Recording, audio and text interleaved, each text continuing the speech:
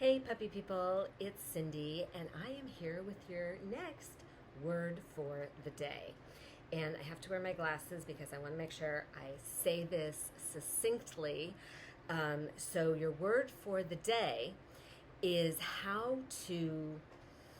in behavior, how do we take a big behavior challenge or a big trick or anything that we want to teach a dog or any other species for that matter. If we want to teach them something large, how do we break that down and shape it or make it the behavior that we want? Okay? So your word for today, actually it's two words. It's successive approximations or shaping. Okay? And this is basically how we chunk big behaviors down. So if your dog is doing something or not doing something that's rather complex, we want to break it down into bite-sized pieces, so to speak. Okay? So let me read you the definition. So successive approximations. It's a method of shaping operant behavior, which is another word for the day, by reinforcing responses similar to the desired behavior.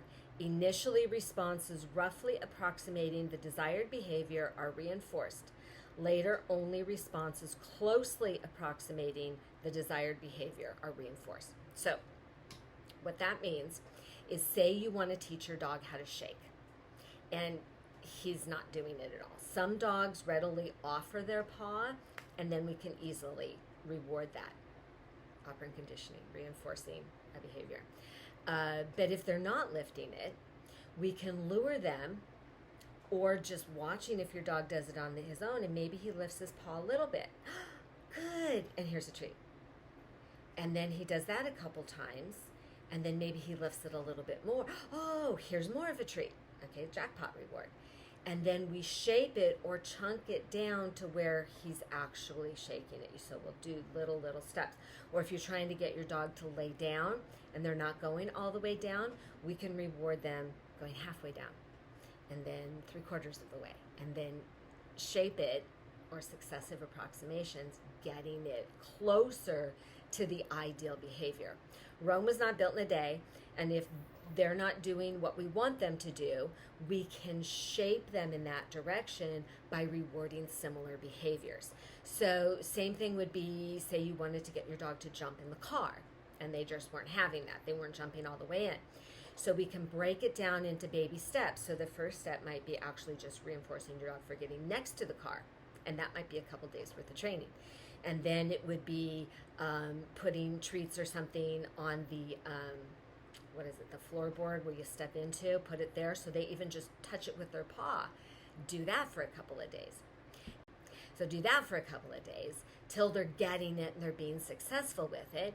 And then you would have them put 2 paws in and reward that. And then going further and further. So you see where I'm going with this.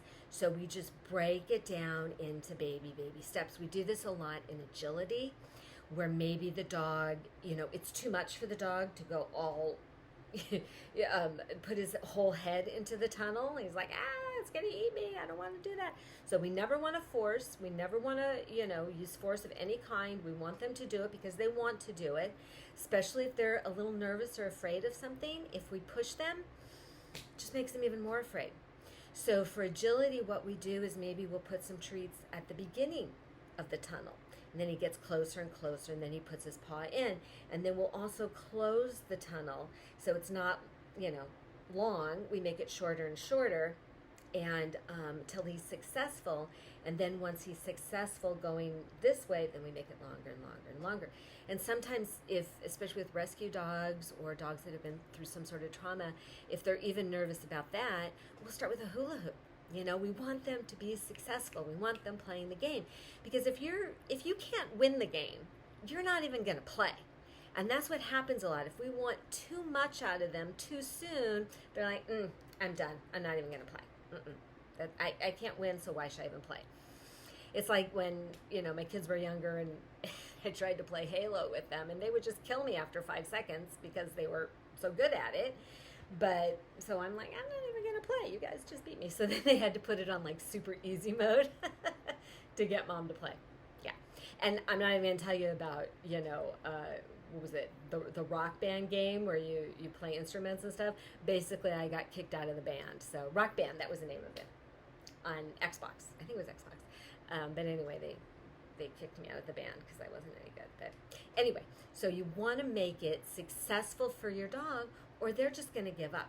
And if you see this behavior from your dog where you see them just like shutting down, means you need to chunk it, break it down into baby steps. And bonus tip, this is good for humans too. Like if you're trying to build a new habit, break it down into baby steps. Okay, sometimes we put too much pressure on ourselves. We want to go too far, too fast, and do too much, and we're not successful, so then we stop trying. So what did they say? It's the power of something. Doing something is better than doing nothing. Taking a 5-minute walk is better than just sitting on the couch. If you can't get to the gym, you could take a walk around the block. Whatever you do is good. And then you just build upon that. But it's the power of something. Successive approximations. That's your words for the day. Till next time, go play with your dog. Practice this. Do some agility. Practice. Have fun. Till next time.